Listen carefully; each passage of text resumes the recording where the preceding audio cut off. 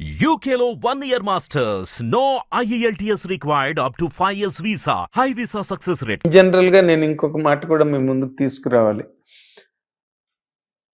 It is not really irrelevant కాదండి.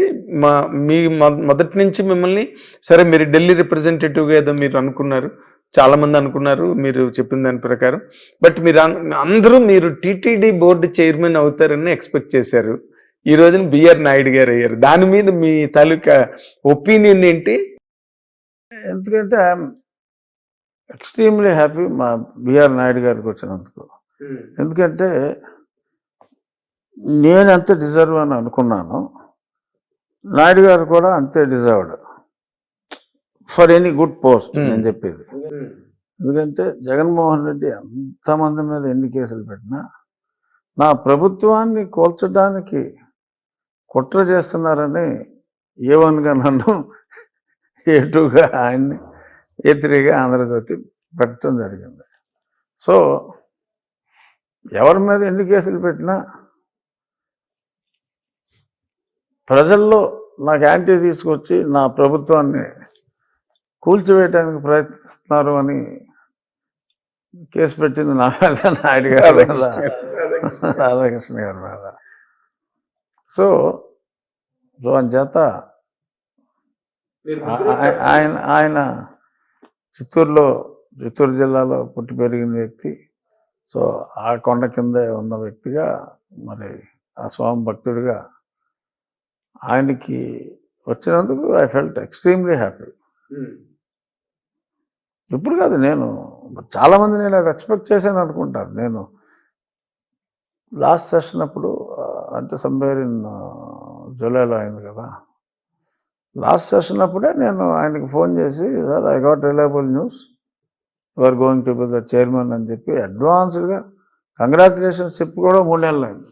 అబ్బా, చాలామంది నేను ఇంకా పోస్ట్ నాకు వస్తుందని అనుకుంటున్నానని చెప్పి, లేకపోతే నాకు వస్తుందని అనుకున్నప్పుడు, సో నాకు తెలుసు అది నాయుడు గారికి వస్తుందని. అనౌన్స్మెంట్ లేట్ అయినప్పటికీ కూడా నాయుడు గారి కోసం రిజర్వ్ చేయబడింది అన్న విషయం మీరు గ్రహించారు. అది నేను ఆయన్ని కంగ్రాచులేట్ కూడా చేశా. ఒకసారి నా భీమవరంలో మీడియాతో మాట్లాడుతూ ఉంటే ఎవరో ఇలాగే మాట్లాడినప్పుడు అది మా టీవీ5 నాయుడు గారికి అయ్యాను కూడా అనేసా. ఇప్పుడు 3 నెలల క్రితం. ఆయన షాక్ అవ్వలేదని నాయుడు గారు మీరు చెప్పగానే, ఎందుకంటే ఆయన చాలా కోరుకున్నది కదా, చంద్రబాబు నాయుడు గారిని అడిగానని ఆయనే చెప్తున్నారు.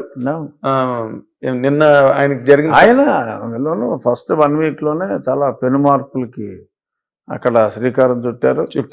సో ఆయన పరిపాలనలో డెఫినెట్గా పాత వైభవం, ఆ తిరుమల కొండకి పాత వైభవం తప్పకుండా వస్తుంది. పునర్వైభవం మళ్ళీ ముందు అసలు అన్డౌటెడ్లీ పునర్వైభవం ముందు దేంతో మొదలైందంటే తిరుపతి కొండ మీదకి వెళ్ళగానే గుమ్మలు ఆడిపోతున్నది నేతి వాసన. ఫస్ట్ అది బ్రహ్మాండంగా జరిగింది. అండ్ ది అదర్ థింగ్స్ ఏదో అంటే నాన్ హిందూస్ ని అదర్ డిపార్ట్మెంట్స్ లో not suppose to be there. But ఎవరండి అసలు who appointed them really?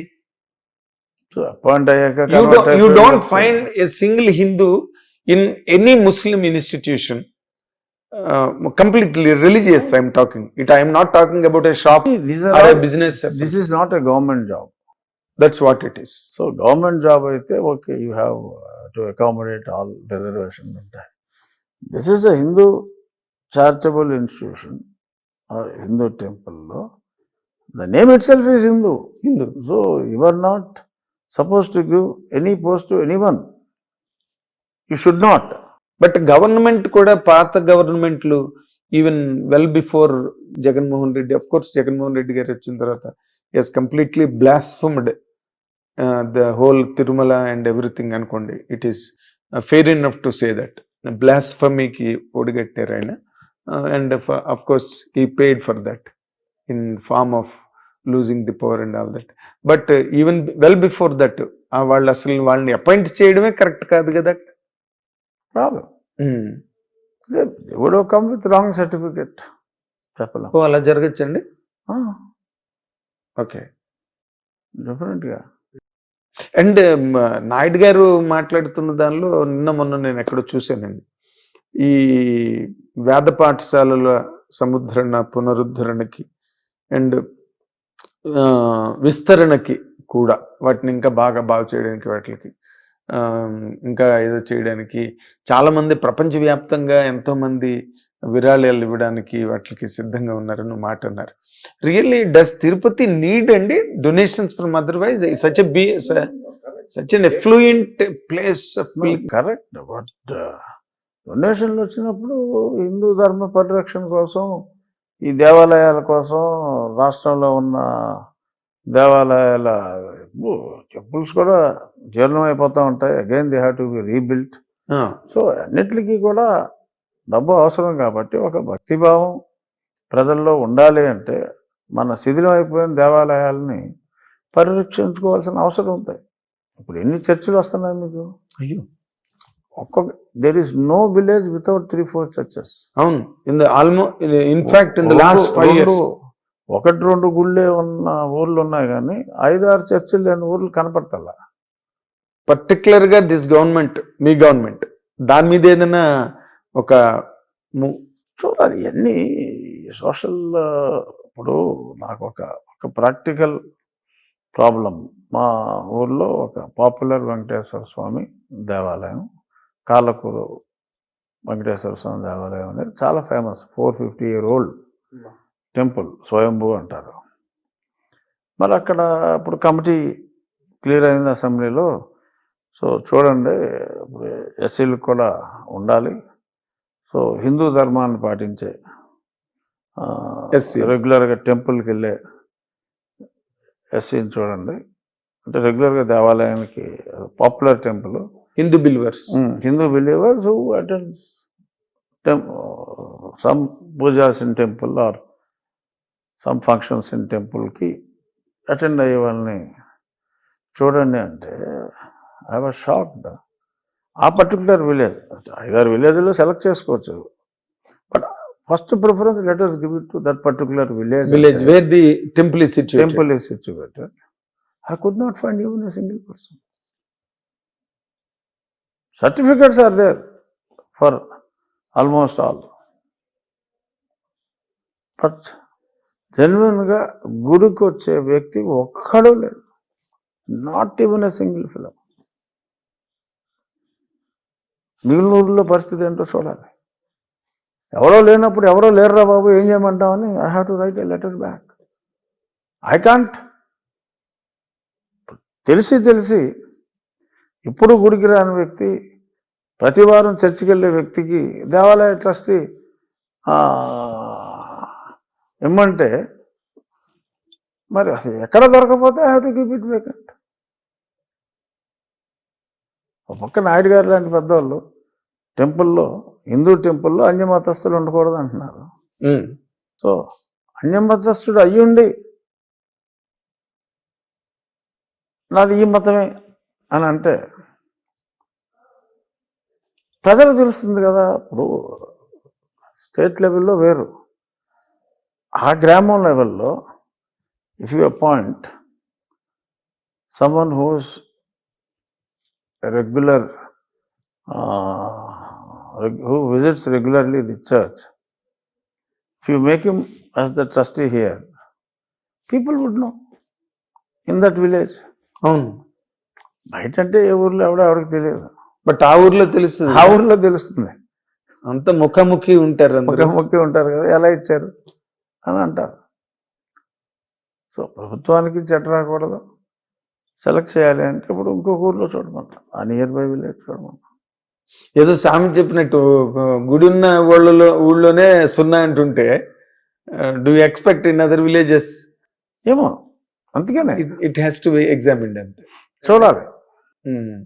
But these things అంటే హిందూ పరిరక్షణ సంస్థల నుండి, లేకపోతే హిందూ ధర్మ సంస్థాపన, మళ్ళీ పునరుద్ధరణ, ఈ కార్యక్రమాలన్నిటిలో కూడా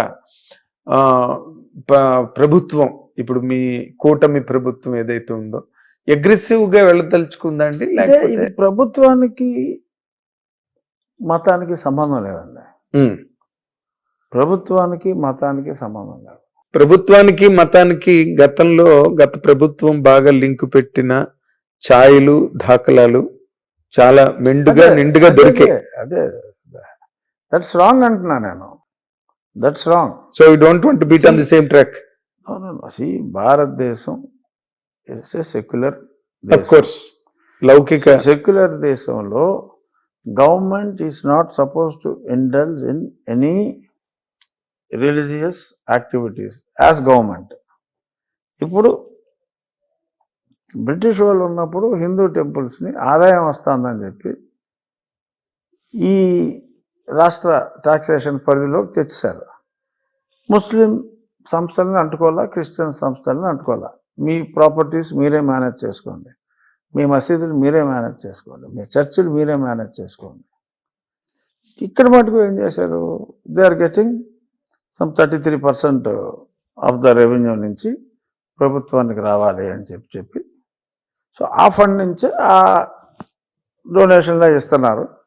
ఆ మిగిలిన అమౌంట్ కూడా ఏదైనా గుడి పునర్నిర్మించాలి అనుకుంటే 33% ఆ గుడి ఆదాయం నుంచి కానీ మిగిలిన ఆదాయం 33% ఇచ్చేయాలి వాళ్ళకి గవర్నమెంట్. మిగిలిన ఆదాయం ఏదైనా నిల్వ ఉంటే అది కానీ విలేజెస్ ఆ గ్రామస్తులు కానీ 33% ఇస్తే ఆ మిగిలిన 66.5 వీళ్ళు 33.5 ఇస్తే మిగిలిన అమౌంట్ ఈ ఫండ్ నుంచి ఎండోమెంట్స్ డిపార్ట్మెంట్ శాంక్షన్ చేస్తుంది. అది దేవాలయాల డబ్బు ప్రభుత్వం అజమాయిషీ చేస్తుంది అంతే తప్ప రాష్ట్ర ప్రభుత్వ ఖజానా నుంచి డబ్బులు ఎవరు ఇవ్వకూడదు. అదే that almost becomes like an encouraging a certain religion which is against the secular. ఇవ్వకూడదు.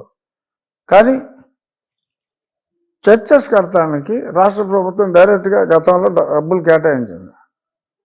సో అదే నేను అప్పుడు మోడీ గారికి కూడా కంప్లైంట్ ఇచ్చా, దిస్ ఈస్ ఇన్కరెక్ట్ అండి. ఇప్పుడు రామాలయం కట్టారండి నరేంద్ర మోడీ గారు, టుక్ ద ఇనిషియేటివ్, విహెచ్పి వాళ్ళు పబ్లిక్ డొనేషన్కి వెళ్ళారు తప్ప గవర్నమెంట్ ఫండ్స్ ఏం వాడలేదు. కేంద్ర ప్రభుత్వం రాష్ట్ర ప్రభుత్వం ₹1 ఇవ్వకూడదు కదా. మరి దట్ ఈస్ యాంటీ కాన్స్టిట్యూషన్ కదా అది. So but almost last 5 years లో జరిగినవన్నీ అట్లాగే జరిగాయి, యాంటీ కాన్స్టిట్యూషన్ లాగే జరిగాయి. Will a special action be taken అండి? ఏముండదు. ఐ డోంట్ థింక్ యాక్షన్ తీసుకోవాలని చాలా ఉన్నాయి. ఇది యాక్షన్ తీసుకుంటామని కాదు, కానీ మనకున్న రాజ్యాంగాన్ని మనం గౌరవిస్తూ వి షుడ్ అడ్హియర్. అందులో కట్టుబడి ఉండాలి. దేవాలయానికి ఇవ్వకు, చర్చికి ఇవ్వకు. ప్రభుత్వంగా జగన్మోహన్ రెడ్డి వ్యక్తిగత ఆస్తి నుంచి 100 కోట్లు చర్చిలకు ఇచ్చుకోవచ్చు. అది కాదు కదా ఆయన చేసింది. అది చేస్తే తప్పులేదు. వ్యక్తిగతంగా తన వ్యక్తిగత ఆస్తి ఇచ్చుకోవచ్చు తను నమ్మిన దేవాలయానికి. అది క్రీస్తు దేవాలయం కావచ్చు, మసీద్ కావచ్చు, హిందూ దేవాలయం కావచ్చు. He has got his own freedom to donate, but not public money. Not public money for any religion. ఇప్పుడు క్రిస్టియానిటీ అని కాదు, ఇస్లాం అని కాదు, హిందూయిజం అని కాదు, జొరాస్ట్రియం అని అసలు దేనికి వెళ్ళకూడదని కదా. బట్ పవన్ ఇంకోటి మీరు దాన్ని మధ్య రోజుల్లో ఎక్కడే అడ్రస్ చేయలేదు. మీరు పవన్ కళ్యాణ్ గారు చేసిన సనాతన ధర్మం అనే కంటెంట్ డ్రైవ్ ఏదైతే ఉందో, ఆయన స్పెషల్ అటైర్లో కానీ దీక్షలో కానీ వాటన్నిటినీ కూడా ఈ ప్రముఖ నటుడు ప్రకాష్ రాజ్ అన్న ఆయన వాటిని చాలా తీవ్ర స్థాయిలో దిగుబడుతూ చాలా తీవ్ర స్థాయిలో దాన్ని ప్రతిఘటిస్తూ ట్వీట్లు గట్ట చేయడం జరుగుతుంది. మీరు ఏమైనా అబ్జర్వ్ చేశారా అవి? పవన్ కళ్యాణ్ గారు ఆయన వ్యక్తిగతంగా he has got his Liberty to express. He being a Hindu, right of communication. ఆయన సనాతన ధర్మాన్ని ఆయన విశ్వసించిన ధర్మం కరెక్ట్ అని చెప్పి ఆయన చెప్పారు. ప్రకాష్ రాజ్ గారు పర్హాప్స్ ఆయనకి ఈ విశ్వాసం మీద విశ్వాసం ఉండకపోవచ్చు. సో కాబట్టి by utilising his freedom of speech ఉంది కదా, మాట్లాడే హక్కు ఉంది కదా ఎవరికైనా, అంటే ఆయనకున్న మాట్లాడే హక్కుని ఆయన వినియోగించుకుంటున్నారు. సో ఇందులో ఎవరిని ఏమి అనడానికి ఏమీ లేదు, అంతేనా? అనవలసిన అవసరం లేదు. అనవసరం లేదు.